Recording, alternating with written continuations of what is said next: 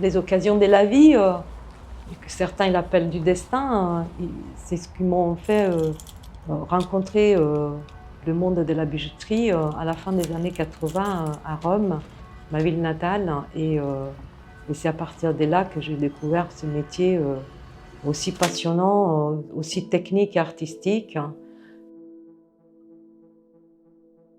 Je m'appelle Claudia Capitanucci, je suis italienne, je vis à Nantes il y a déjà presque 20 ans. Je suis bijoutier, joaillier et mailleur.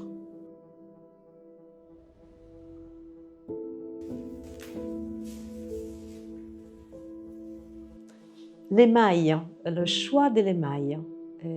Qu'est-ce qui m'a amené à perpétrer cette technique aussi particulière? D'une part, la technique elle est très complexe.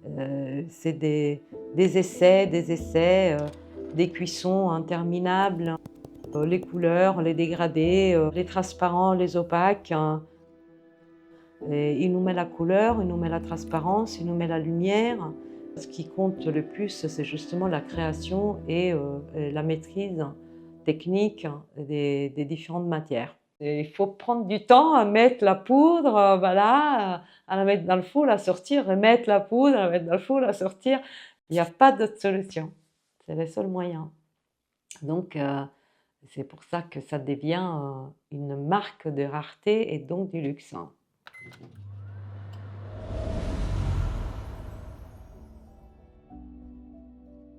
L'émaillage est considéré un métier rare et d'exception parce que pendant très longtemps, il a été utilisé dans le passé, il était très utilisé en bijouterie. Pour quelles raisons, à un moment donné, l'émaillage il a été un peu abandonné, surtout dans la bijouterie joaillerie, ça c'est un questionnement qu'il faudrait se poser de manière plus en profondeur. Je pense que la contrainte, c'est le temps. Il faut passer beaucoup de temps en émail. Et aussi parce que l'émaillage, c'est une technique ancienne, protégée. En France, il y a un décret de loi qui protège la dénomination émail. Et on est très peu nombreux des joailliers émailleurs en France aujourd'hui. Et c'est vraiment un côté artistique très important pour le développement d'un bijou. C'était une commande client, donc une création, faire sur mesure d'une cliente. Et les jours qu'elle est venue chercher son bijou, malgré qu'elle avait déjà quand même eu un aperçu avant, et je rends le bijou terminé et à un moment donné, la cliente a les yeux qui commencent à se remplir de larmes.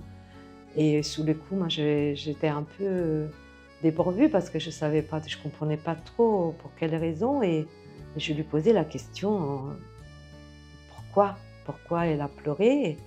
Et elle m'a regardée en me disant c'est tellement beau qu'il m'a provoqué une émotion tellement forte que les larmes sont sorties par eux-mêmes. Et là, moi, j'ai eu ma plus grande gratification dans mon métier.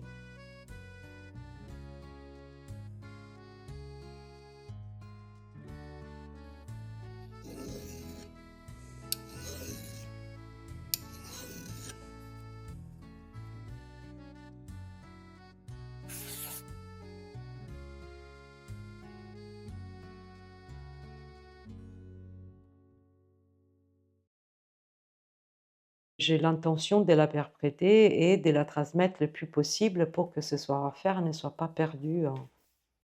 Et c'est pour cela que j'essaie de transmettre mes compétences, mon expérience par le biais aussi de l'enseignement. Donc, j'enseigne aussi dans une école de bijouterie où je partage toutes ces passions et ces savoir-faire avec mes élèves.